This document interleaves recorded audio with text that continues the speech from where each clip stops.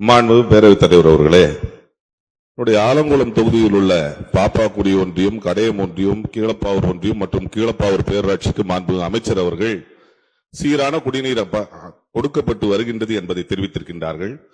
இந்த 163 கிராமங்களுக்கும் என்னுடைய கோரிக்கையை ஏற்று கூட்டு குடிநீர் திட்டம் ஒன்று நிறைவேற்றப்பட்டு தற்போது 40 லிட்டர் கொடுக்கப்படுவதாக தெரிவித்திருக்கின்றீர்கள். ஆனால் நான் அனைத்து கிராமங்களுக்கும் செல்லும் பொழுது அந்த திட்டம் முழுமையாக நிறைவேறாமல் அந்த திட்டத்தில் ஒப்பந்தக்காரருடைய பராமரிப்பிலிருந்து தற்போதுதான் நம்முடைய குடிநீர் வடிகால் வாரியத்திற்கு கொடுக்கப்பட்டிருக்கின்றது என்பதை தெரிவித்திருக்கின்றார்கள்.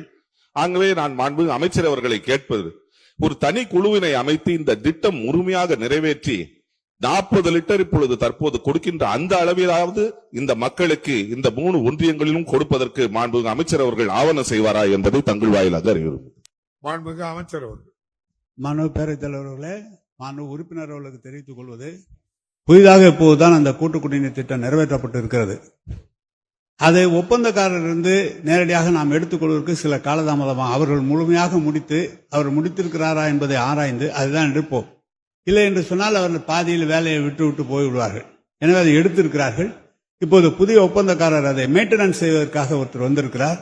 எனவே அவருக்கு அறிவுறுத்தப்படும். நீங்கள் சொல்வது போல 123 கிராமங்களுக்கு, அதுல கிராமங்களுக்கு மட்டும்தான் 40 லிட்டர் குடிநீரை தவிர பேரூராட்சிக்கு 100 லிட்டர் வீதம் குடிநீர் கொடுக்கப்படுகிறது, 90 லிட்டர் வீதம் குடிநீர் கொடுக்கப்பட்டு வருகிறது.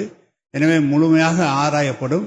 அது அந்த 163 கிராமங்களுக்கு சீரான விநியோகம் செய்வதற்குரிய அனைத்து நடவடிக்கைகளும் எடுக்கப்படும் என்பதை தெரிவித்துக் கொள்கிறேன்.